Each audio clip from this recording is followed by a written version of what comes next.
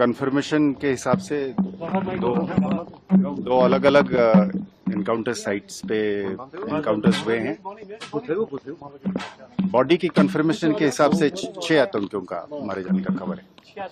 जी। Sir, कितनी बड़ी सफलता है ये सिक्योरिटी फोर्सेस के लिए, क्योंकि काफी चल रहा था पिछले दिनों से इंटेलिजेंस इनपुट जिस अंदाज से जुम्मू में कुछ टेरर अटैक्स हुए थे और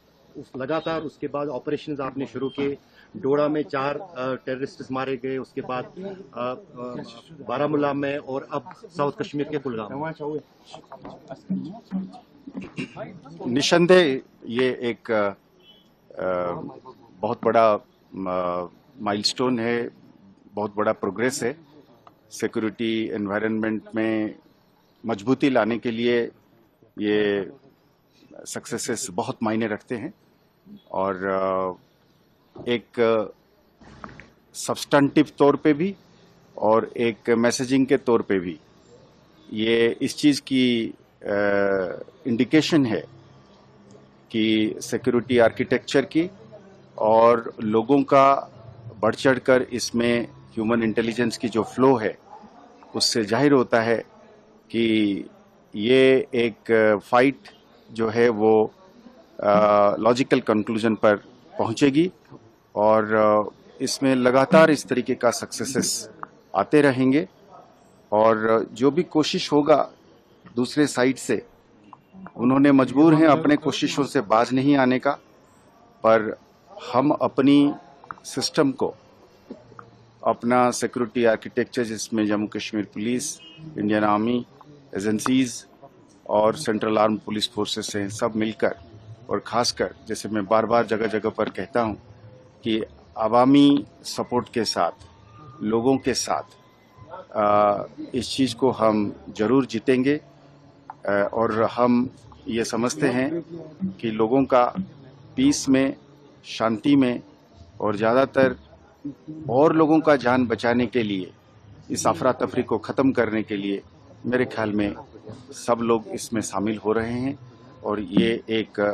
और जोर पकड़ रहा है। कुछ आइडेंटिफिकेशन हुई है, कौन सा ग्रुप था, ये कहां से आया? अभी ऑपरेशंस चालू है, इसीलिए एक जगह में अभी ऑपरेशन कंक्लूजन पे नहीं पहुंचा है, तो जब हो जाएगा तब हम क्लैरिटी के साथ बात कर सकते हैं। कई बार ऐसा होता है कि 2 तंजीम आपस में भी कोऑर्डिनेट करके बैठते हैं, तो इसलिए जब हम एक एक करके इसकी वो करेंगे तब इसमें लोकल टेररिस्ट्स का भी होने का खबर मिली है, तो इसकी जब कंक्लूजन पे आ जाएगा तब हम सटीक तौर पे ये कह पाएंगे कि तंजीमों के हिसाब से कि क्या एक ही तंजीम के थे या एक से ज्यादा के थे। जम्मू रीजन में इस तरह के मामले ज्यादा हो रहे हैं? नहीं,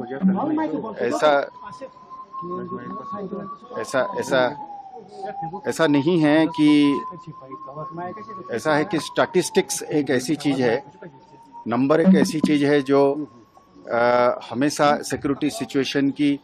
पैरामीटर्स को या सिक्योरिटी सिचुएशन को बयान नहीं करती है और पर हम हर इंसिडेंट को, हर एक्ट को बड़ा ग्रेविटी के साथ और बड़ा सीरियसनेस के साथ लेते हैं। तो मैं जैसे जगह जगह पर कहा हूं कि जम्मू साइड में एक पुराना चीज को एक्टिवेट करने की कोशिश है, तो इसीलिए जब एक जगह में कुछ हद तक, कुछ देर तक, लास्ट इंसिडेंट 2006-2007 के बाद अब जब इंसिडेंट्स होने लगे हैं या होने की कोशिश हो रही है, तो एक कंसर्न पैदा होती है, पर उस कंसर्न का मतलब नहीं है कि दुश्मन ने कोई भारी कामयाब हासिल करी है। देखिए, सबसे बड़ी कामयाबी है आतंक का एक इंसिडेंट करना, पर आतंक के पीछे एक सपोर्ट बेस को खड़ा करना, ये दोनों अलग अलग चीज़ है। आज आप अगर जम्मू की बात करते हैं